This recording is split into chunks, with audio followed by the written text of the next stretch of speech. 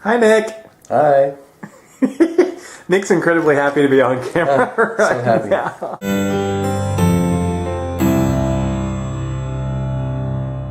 Timothy Johnson, you wanted to know about local food. Well, Nick and I are both vegetarians, and this is what we're making for dinner tonight. What are we making? Potato and sauteed onion pizza. And what are we adding to it? Greens. Lots and lots of greens. And more cheese, of course. I'm kind of eating all the cheese. Stop eating the cheese.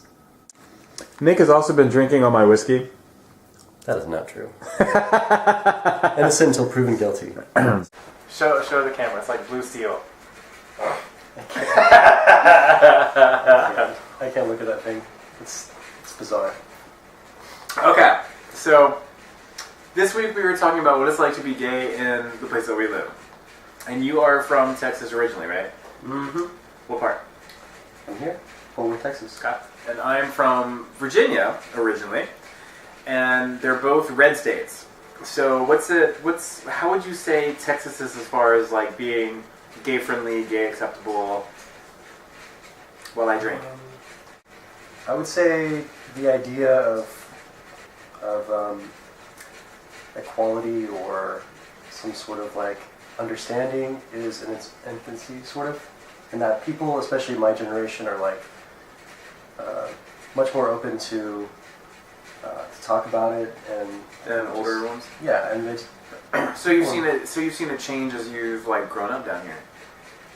sort of. I mean, I grew up in a really religious family, so it was that was a different sort of environment than the circles that I go in now. So, Okay.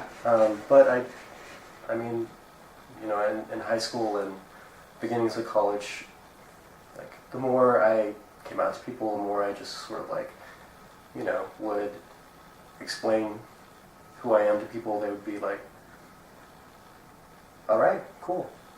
I think there's a lot more understanding out there now, in general, than like 15 years ago. Yeah, and I think it's in part to do with just the kind of the general media culture and everything, sort of just And how we process things in our generation. and the homophobic old people dying off. Well, yeah, or just becoming less relevant. Do you here in Fort Worth? There is a gay bar that's actually like less than a mile from where we are, and it's called the Rainbow Lounge. And a couple years ago, it made the news because there was a raid on the patrons of this gay bar. Do you remember the raid at the Rainbow Lounge? I remember hearing about it. Yeah. Were you surprised that it happened? I was more surprised at the people's surprise. I mean, what I said about sort of like the change in attitude in my generation, I don't really see that very much in older people. My next stop is a blue state. I need to live in a blue state, which for those of you that aren't U.S. residents, a blue state is a Democratic, not a Republican state, or a more liberal-minded state.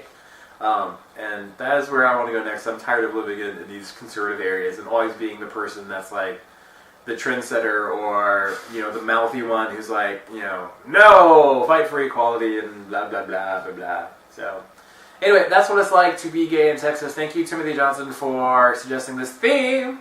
We appreciate it. If you ever have something that you want us to talk about here on Gay Buds, Nick and I love to talk about everything. Nick loves being on camera. He enjoys it so often. I did not have to bribe him with alcohol to talk to all of us today. So yeah. Why do you hate me?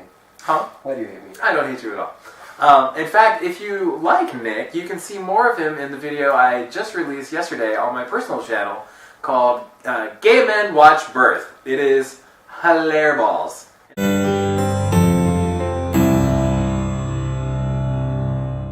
Everyone give a thumbs up for Nick. Yay! You didn't turn it off yet? Son of a bitch.